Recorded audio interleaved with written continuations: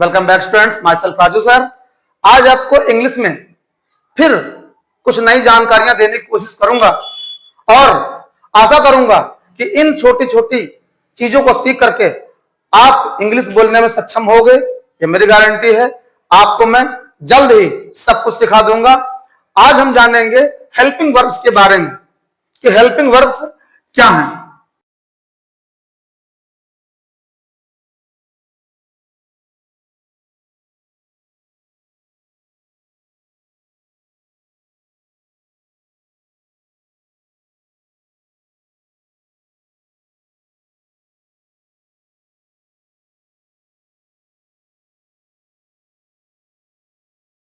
Helping verbs यानी सहायक क्रियाओं के बारे में जानेंगे।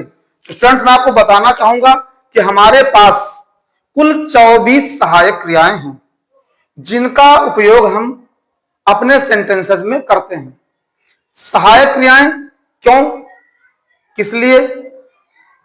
स्टूडेंट्स, जब हमें किसी सेंटेंस में फाइनाइट वर्ब निश्चित क्रिया जिनको हम ट्रांजिटिव वर्ब्स या इंट्रांजिटिव वर्ब्स कहते हैं नहीं मिलती हैं, तो हम अपने सेंटेंसेस में उस वाक्य के पूरे भाव को पूरा करने के लिए सहायक क्रियाओं का प्रयोग करते हैं। और सहायक क्रियाएं क्योंकि हमारे वाक्य के भाव को पूरा करने में सहायता करती हैं, इसलिए इनको सहायक क्रियाएं कहा जाता है। देयर आर 24 हेल्पिंग वर्ब्स और मैं आपको ये आज अच्छे से बताने जा रहा हूं। 24 हेल्पिंग वर्ब्स हैं कुल, आप याद रखिएगा, जिनमें is, are, am, was, were, has, have, had,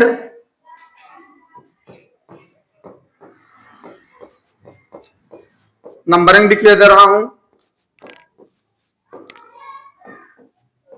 do,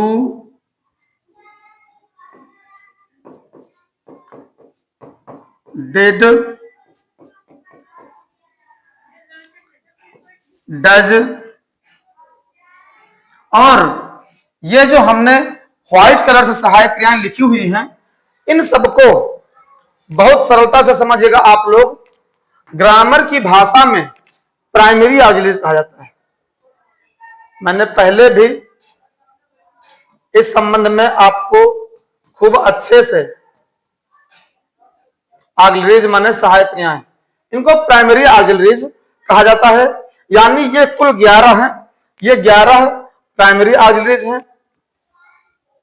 और यही वे क्रियाएं हैं, सहायक क्रियाएं हैं जो लिंकिंग वर्ब का कार्य करती हैं। इसके बाद आगे हम बढ़ें तो हमारे पास विल,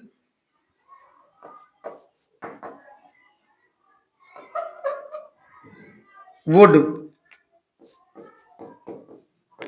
शैल, शुड, साथ में पास्ट इसलिए लिखा दे रहा हूं कि आपको याद रखने में सुविधा है। Will, would, shall, should, can, could, में,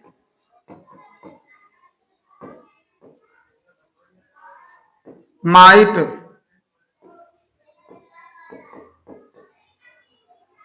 मस्ट,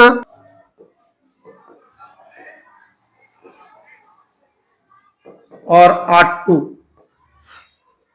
ये जो हमारे पास फिर से 10 सहायक क्रियाएं नहीं मिल गई हैं जो येलो कलर में लिखी हुई हैं,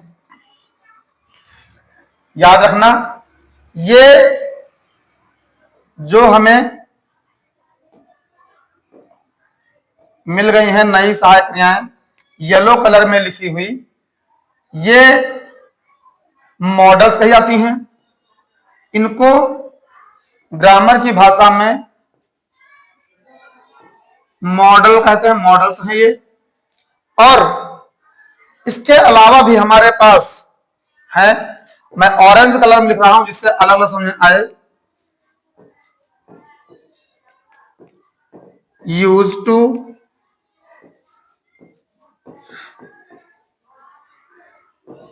नीड टू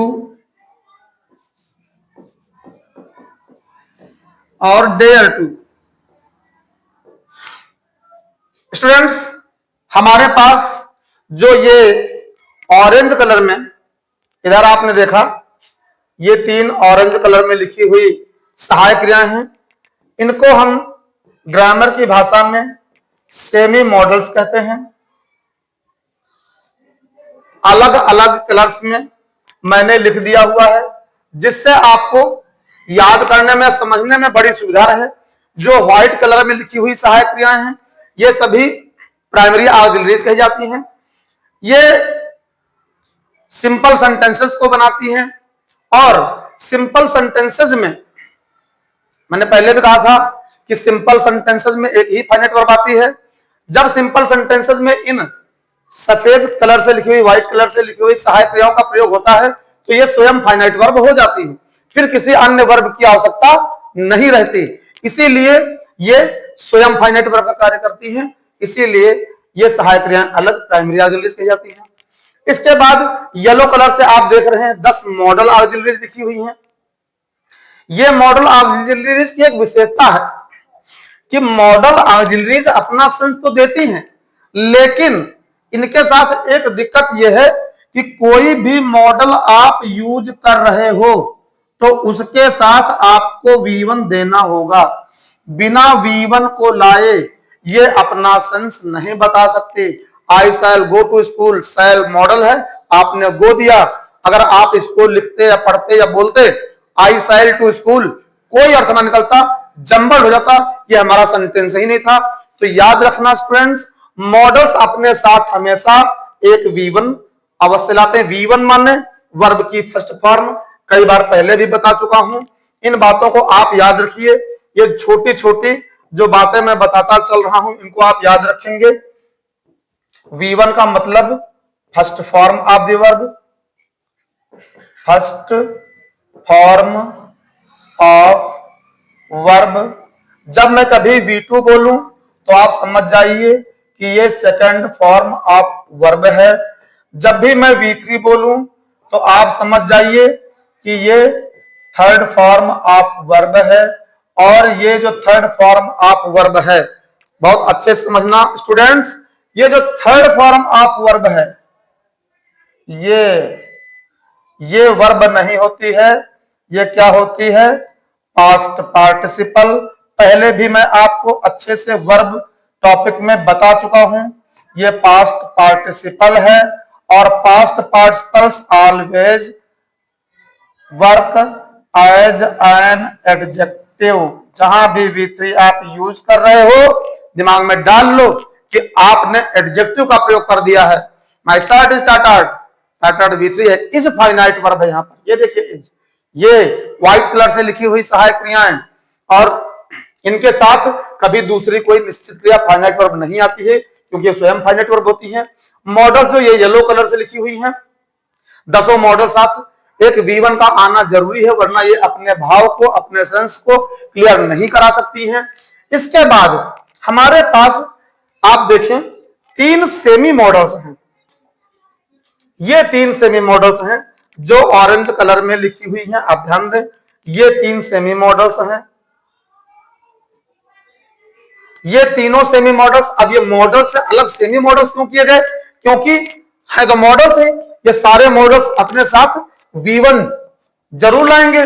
और होता क्या है कि जब इनके साथ आप V1 यूज करें, तो जब भी आप सेमी मॉडल साथ V1 यूज करते हो तो ये उस V1 को, उस वर्ब की आई हुई फर्स्ट फॉर्म को इन्फिनिटिव बना देते हैं। आप इन्फिनिटिव का सूत्र जानते हो कि जब कभी 2 + V1 आएगा तो ये 2 + V1 यानी V1 से, वर्ब की फर्स्ट फॉर्म से पहले जब जब 2 आएगा तो ये आपका इन्फिनिटिव हो जाएगा। और इन्फिनिटिव हो जाने के कारण अब ये वर्ब नहीं रहते। तो इस तरह से ये सेमी मॉडल्स अपने साथ आई हुई क्रिया को इन्फिनिटिव बना देते हैं और स्वयं फाइनाइट वर्ब बन लेते हैं। यही अंतर मॉडल्स और सेमी मॉडल्स में है। बहुत आसान है। Keep stay with us. Grammar मेरे साथ धीरे धीरे इसी तरह से हल्के फुल्के अंदाज में, मस्तमौला अंदाज में सीखते रहिए। मेरे बच्चों बच्चियों, जज्बा है आप में, छीनने का सफलता छीन लीजिए। अपने उम्र का उपयोग कीजिए। याद रखिए, हमेशा कहता रहता हूं, सफलता मिलने नहीं आती, सफलता अपने परिश्रम से, अपनी मेहनत से, अपने जज्बे से छीन ली जाती है। Work hard and snatch the success. Thank you. Keep stay with us. फिर मिलेंगे एक नए टॉपिक के साथ। सिखा दूंगा, आप सबको जिता दूंगा।